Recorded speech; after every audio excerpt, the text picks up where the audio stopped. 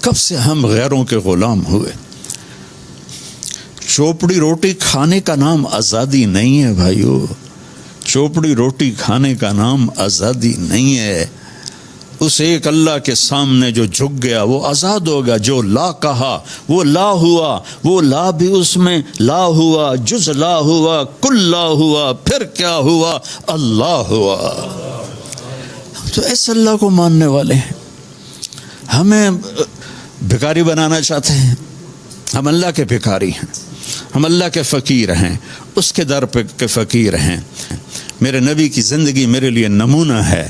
میرے نبی نے دنیا کو ٹھوکر ماری، اور میرے نبی نے اپنی اولاد میں دولت نہیں آنے دی۔ آپ حیران ہوں گے، ہم کہتے ہیں یا اللہ میری اولاد نو سکھی کر، میری اولاد نو رزق دے۔ میرے نبی نے دعا کی، یا اللہم اجعل رزق آل محمد قوتا، یا اللہ آل محمد کی روزی گزارے کی کر۔ اپنی اولاد کو ذبح کروایا، مانگ نہیں سکتے تھے۔ حسن حسین ایک زہر میں تڑپ رہا ہے، دیکھ رہے ہیں جس دن آپ دنیا سے جا رہے تھے، پیر کے دن 12 ربیع الاول 7 جون، اپنی بیگمات کو بلایا اور ان سے ملاقات کی اور سکون سے رخصت کر دیا۔ پھر اپنے بیٹی فاطمہ کو بلایا، ان کے کان میں کہا میں جا رہا ہوں۔ وہ رونے لگی تو کہا رو نہیں تو میرے پاس جلدی آ جائے گی۔ تو وہ 6 ماہ بعد انتقال کر گئی۔ پھر آپ نے علی کو بلایا، ان کا سر اپنی گود میں رکھا اور یوں ایسے کمر پہ ہاتھ پھیرتے رہے اور دعائیں کرتے رہے۔ یہ سب پرسکون ہوا، ان کو رخصت کیا۔ پھر حسنین کو بلائے، جو ہی ان کو یہاں لیا تو آنسو ٹپ ٹپ ٹپ ٹپ ٹپ ٹپ۔ حسن کو ادھر سے لیتے تھے، حسین کو ادھر سے لیتے تھے۔ حسن کو رائٹ سائڈ ہاتھ پہ بٹھاتے تھے، حسین کو لیفٹ ہاتھ پہ بٹھاتے تھے۔ حسن سر سے کمر تک نبی کے مشابہ تھے، کمر سے پاؤں تک علی کے مشابہ تھے۔ حسین سر سے لے کر کمر تک علی کے مشابہ تھے اور کمر سے پاؤں تک نبی کے مشابہ تھے۔ اور اللہ کہتے اب فرماتے میرے 2 پھول، میری آنکھوں کی ٹھنڈک، میرے جنت کے پھول ریحان طیہ، میری سبز ٹہنیاں۔ اور پھر یہ کیوں روئے کہ ایک کو زہر میں تڑپتے اور ایک کا سر کٹ کے نیزے پر چڑھتے دیکھا اور اللہ کی تقدیر کے سپرد کر کے چلے گئے۔ لیکن جبریل، اس کے بعد جبریل آ گئے، جبریل آ گئے، آ کے کھڑے ہو گئے۔ آپ نے پوچھا کیا ہوا؟ کہا ملک الموت دروازے پہ کھڑا ہے، اندر آنے کی اجازت چاہتا ہے۔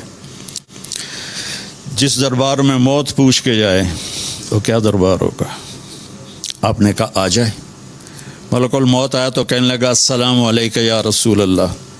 یا رسول اللہ، آپ پہلی ہستی ہیں جنہیں سلام کر رہا ہوں، میں نے آج تک کسی کو سلام نہیں کیا، نہ کسی نبی کو نہ کسی رسول کو۔ پھر کہنے لگے یا رسول اللہ، آپ پہلی ہستی ہیں، اللہ نے فرمایا تھا پوچھ کے اندر جانا، بن پوچھے نہ جانا، اجازت ملے تو چلے جانا، اجازت نہ ملے تو واپس آ جانا۔ سبحان اللہ۔ تو آپ نے فرمایا اگر میں کہوں اجازت دوں تو میری جان پھر نکال لو گے؟ کہا جی نکال لوں گا۔ تو آپ نے جبریل کو آنکھوں سے دیکھا، ایسے ہم پوچھتے نہیں؟ تو جبریل نے کہا یا رسول اللہ، اللہ آپ کے انتظار میں۔ اوپر تو تیاریاں ہیں، جیسے ہم جھنڈیاں نہیں لگاتے، جیسے آج ہم نے جھنڈیاں لگائیں، سب تیاریاں ہیں کہ آج 2 جہان کے رسول آ رہے ہیں، اللہ کے حبیب آ رہے ہیں، محبوب آ رہے ہیں، طٰہٰ آ رہے ہیں، یاسین آ رہے ہیں، ابو القاسم آ رہے ہیں، محمد آ رہے ہیں، احمد آ رہے ہیں، ماہی آ رہے ہیں، رحمت للعالمین آ رہے ہیں، وما ارسلناک الا کافۃ للناس آ رہے ہیں، مزمل آ رہے ہیں، مدثر آ رہے ہیں۔ آج تو آسمانوں پہ ایک رقص کا سماں ہے۔ تو پھر میرے نبی نے پتہ کیا کہا؟ میرے نبی نے کہا پہلے اللہ سے پوچھ کے آؤ میری امت کے ساتھ کیا کرے گا، میرے حسنین کے ساتھ کیا کرے گا؟ نہیں، میری امت کے ساتھ کیا کرے گا، جاؤ پوچھ کے آؤ۔ تو موت کا فرشتہ کھڑا رہا، جبریل واپس گئے اور وہاں سے پیغام لائے کہ اللہ تعالیٰ فرما رہے ہیں ہم آپ کی امت کے ساتھ رہیں گے. یہ میرے رب کی قسم، میرا نبی یہ اب اللہ سے وعدہ نہ لیتا تو ہم بندر خنزیر بن چکے ہوتے. اللہ کی ہمارے ساتھ کوئی رشتہ داری؟ ایک مچھلی کھانے پر اللہ نے بندر بنا دی. کونو قردۃ خاسئین، دریا کی مچھلی اللہ نے کہا ہفتے کو نہیں کھانی، انہوں نے کہا اللہ نے بندر بنا دیا. تو ہمارے تو گناہ پہلوں سے بہت زیادہ ہیں. تو آج کی رات اللہ سے مانگنے کی رات. میں یہاں سیاسی طور پر نہیں آیا ہوں، میں اللہ کا پیغام لے کر آیا ہوں، اللہ کی بات سنانے آیا ہوں. اور پوری قوم سے کہتا ہوں کہ اللہ کے واسطے سب مل کے توبہ کرو. دیکھو جس قوم میں ظلم پھیل جاتا ہے، جس قوم میں دھوکہ پھیل جاتا ہے، جس قوم میں جھوٹ پھیل جاتا ہے، وہ قوم ذلیل ہو جاتی ہے، چاہے وہ مسلمان ہو چاہے وہ غیر مسلم ہو. جس قوم میں انصاف ہوتا ہے، جس قوم میں دیانتداری ہوتی ہے، جس قوم میں سچائی ہوتی ہے، وہ قوم کافر ہے تو دنیا میں عزت پائے گی، ذلیل کبھی نہیں ہوں گی. اور اگر مسلمان ہیں تو دنیا کی عزت بھی پائیں گے اور آخرت بھی عزت بھی پائیں گے. اور مجھ سے ابھی چند دن پہلے ایک بچی نے سوال کیا، وہ یہ کون سا اے آر وائی کی وہ لڑکی ہے نا، جہاں زیب پارس جہاں زیب، ہاں سما، اچھا. اس نے مجھ سے سوال کیا کہ عمران خان صاحب نے جو مدینہ کی ریاست کا تصور دیا تھا تو وہ اس میں کامیاب کیوں نہیں ہوئے؟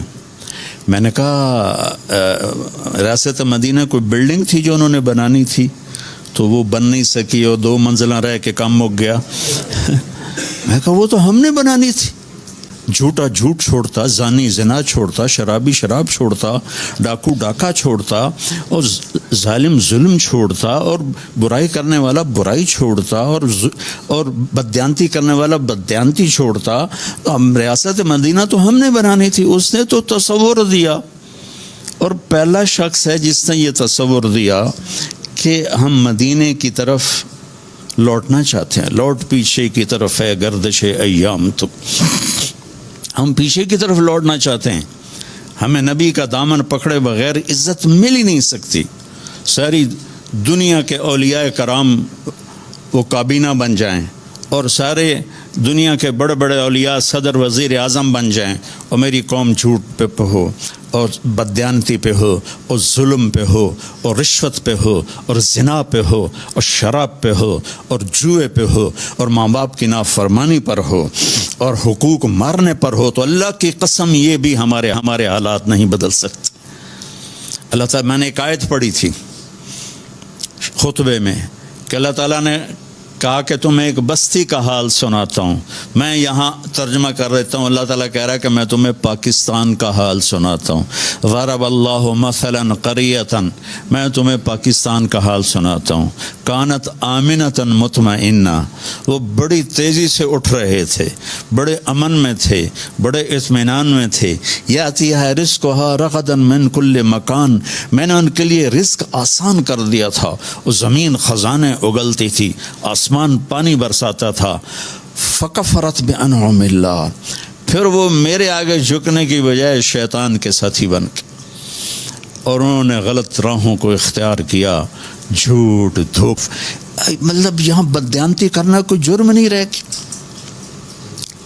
کتنے ہماری تباہی کی بات ہے کہ ایک آدمی خزانہ کھا جاتا ہے، ایک آدمی پورے محکمے کے پیسے سمیٹ لیتا ہے اور وہ معاشرے میں معزز ہوتا. یہ عجیب بات. تو اللہ تعالیٰ نے کہا پھر جب انہوں نے یہ کیا کہ وہ میرے نافرمان ہوئے تو پھر میں نے کیا کیا؟ فَأَذَاقَهَا اللَّهُ لِبَاسَ الْجُوعِ وَالْخَوْفِ، میں نے ان کے اندر دشمن کا خوف بھر دی، میں نے ان کے اندر بھوک بھر دی. ایک اور حدیث سے یاد آئی، یوشک الامم ان تداعی علیکم کما تداعی الاکلۃ الی قصعتها، ایک دن آئے گا میری امت کو ایسے تقسیم کریں گے غیر جیسے دسترخوان پہ روٹی تقسیم کی جاتی ہے ٹکڑے ٹکڑے کر کے. تو صحابہ نے پوچھا اب من قلت نحن یومئذ یا رسول اللہ کیا ہم اس دن تھوڑے ہوں گے؟ اب میں کہا لا انتم یومئذ کثیر، تم بہت زیادہ ہوگے، ولکنکم غثاء، ان کا غثاء السیل، تم بارش کے طوفانی پانی کے اوپر جو تنکے تیر رہے ہوتے ہیں، تم ایسے تنکوں کی طرح بے حیثیت اور بے قیمت ہوگے، اور وَلَا يَقْذِفَنَّ فِي قُلُوبِكُمُ الْوَهْنَ، اور اللہ تمہارے دلوں میں وہن ڈال دے گا۔ تو صحابہ نے پوچھا یا رسول اللہ وہن کیا ہے؟ کہ حب الدنیا و کراہیت الموت، دنیا کے غلام بن جاؤ گے، دنیا کے بندے بن جاؤ گے، اور موت سے ڈرنے لگ جاؤ گے۔ بھلا موت تو اللہ کی ملاقات ہے۔ ابراہیم علیہ السلام کے پاس اسرائیل آ گئی، چلو جی، تو وہ کہنے کہ بھلا کبھی خلیل بھی خلیل کو مارتا ہے، تو وہ اسرائیل واپس گئے، کہا جی وہ ابراہیم تو یہ کہہ رہے ہیں، کہا اچھا اس سے کہو کبھی خلیل بھی خلیل کے ملنے سے رکتا ہے؟ تو انہوں نے کہا جی اوپر سے تو یہی جواب ہے، کہا جلدی کر لے جا۔ مسلمان کے لیے تو اللہ کی قسم اگر اللہ راضی ہے تو موت سے خوبصورت تحفہ کوئی نہیں، موت سے خوبصورت پیغام کوئی نہیں۔ اگر اللہ ناراض ہے پھر تباہی ہے۔ عمر بن عبدالعزیز اس تخت پہ بیٹھے جس پہ بنو امیہ کے ظالم حکمران بیٹھے تھے، عبد الملک بن مروان، پھر ولید بن عبد الملک، پھر سلیمان بن عبد الملک، اور چوتھے عمر بن عبدالعزیز۔ عبد الملک ان کے سگے چچا تھے، عمر بن عبدالعزیز اور عبد الملک بھائی تھے، مروان کے بیٹے تھے۔ تو عمر بن عبدالعزیز نے 2.25 سال حکومت کی، اور 3 بر میں زکوٰۃ لینے والا کوئی نہ بچا۔ 3 بر اعظم پہ حکومت تھی، جنوبی فرانس سے لے کر شمالی افریقہ تک اور ملتان تک اس بندے کا جھنڈا لہراتا تھا، اور 3 بر اعظم میں زکوٰۃ لینے والا کوئی نہ بچا، کہ پہلے خزانہ اپنا سمجھ کے لوٹتے رہے، اور انہوں نے خزانے کو امانت سمجھ کے استعمال کیا۔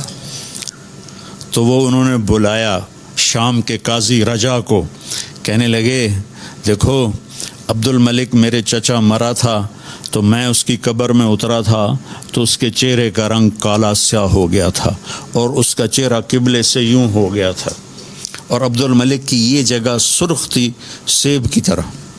پھر میں نے ولید کو قبر میں اتارا، وہ اس کی کفن کی گیرا کھول کے دیکھا تو اس کا چہرہ ادھر تھا اور کالا سیاہ تھا۔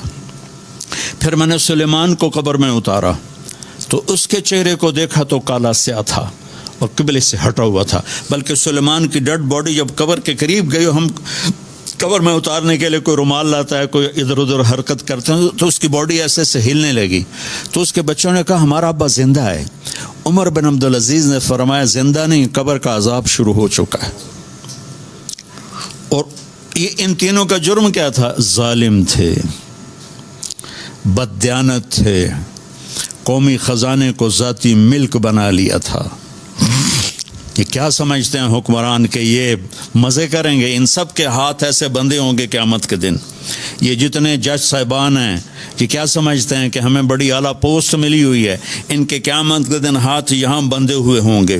پھر اللہ پوچھے گا بتا تجھے جو حکمران بنایا تھا تو نے کیا کیا میرے بندوں کے ساتھ؟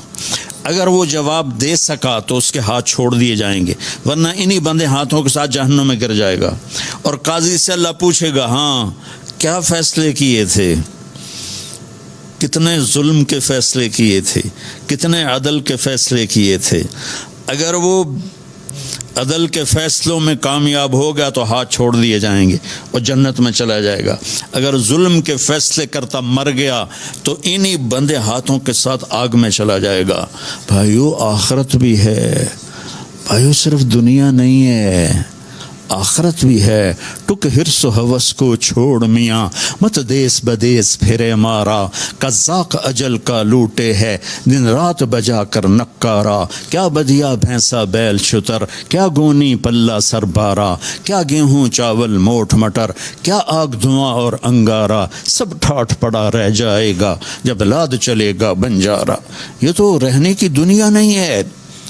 الدنیا ثلاثۃ ایام میرے نبی فرماتے تھے میں پاؤں اٹھاتا ہوں تو رکھنے کی امید نہیں ہوتی، سانس اندر لے جاتا ہوں تو باہر نکالنے کی امید نہیں ہوتی۔ تو بھائیو اللہ کے واسطے اپنی آخرت کا سودا نہ کرو، دنیا کا سودا کرنا پڑے تو کر دو۔ کیوں حسین ذبح ہو گئے 72 سمیت، اور 16 اہل بیت جان نثار، کیوں اتنا قیمتی خون ذبح ہو گیا؟ کہ ایک طرف دنیا تھی ایک طرف آخرت تھی، انہوں نے آخرت کو گلے لگایا، نیزوں پہ سر چڑھ گئے۔ عاشق کا جنازہ ہے ذرا دھوم سے نکلے، محبوب کی گلیوں سے ذرا گھوم کے نکلے، چڑھ گئے نیزوں پر، اور یزید نے دنیا بنا لی، آج تک لعنت پڑ رہی ہے۔ تو بھائیو میں ساری قوم کو ہاتھ جوڑ کے کہتا ہوں، ہم مل کے اب توبہ کریں، اور ہم ایک ایمان، اس کے بعد نماز کوئی نہ چھوڑے، نماز کی پابندی کریں۔ ہماری قوم میں نماز بہت کم ہے، ہمارے KPK کے علاقے میں نمازی ہیں لیکن وہاں سود بہت زیادہ ہے، لوگ سود پہ دیتے ہیں اور بہت ظلم کرتے ہیں، نمازی ہیں لیکن سود نہیں چھوڑتے ہیں، تو یہ ان کے لیے بہت بڑی تباہی بن جائے گی۔ 2 آدمیوں پہ زبردست عذاب آنے والا ہے، 2 آدمیوں پہ۔ امت مسلمہ میں 2 قسم کے لوگوں پر سب سے شدید عذاب ہوگا، ایک سود کھانے والا دینے والا نہیں، کھانے والا، سود لینے والا، اور ایک ناحق قتل کرنے والا۔ ان دونوں کے لیے سب سے خوفناک عذاب ہے جہنم کا، اہل میں سے۔ زانی شرابی کے لیے وہ عذاب نہیں ہے جو سود کھانے والے اور قتل کرنے والے کے لیے۔ تو نماز پڑھو، ساری قوم سے کہتا ہوں نماز پڑھو، اللہ نے رزق دیا ہے، زکوٰۃ دو، قرآن پڑھو، اللہ کے واسطے قرآن پڑھو، اللہ کے نبی کی سیرت پڑھو، علم حاصل کرو کہ میرا رب مجھ سے کیا چاہتا ہے۔ میرا رب پہلی سطر ہے بسم اللہ الرحمن الرحیم، کہ میں رحمان و رحیم ہوں، کوئی سخت حکم نہیں سناؤں گا، آسان ہوں گے، کر لو، بڑا نفع رہے گا۔ تو قرآن پڑھو، نبی کی زندگی پڑھو، صحابہ کی زندگی پڑھو، اور قرآن کو اپنا ورد بناؤ۔ تیسرا کلمہ، درود شریف، استغفار، چلتے پھرتے اٹھتے بیٹھتے اپنا یہ ذکر بناؤ، اور اپنے اخلاق کو بلند کرو۔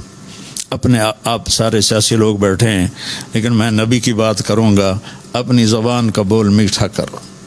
سب سے کہتا ہوں جتنے سن رہے ہیں، زبان کا بول میٹھا کرو۔ میرے نبی کو پسند نہیں ہے شدت کے بول، اور ایک یہ بعد میں کہوں گا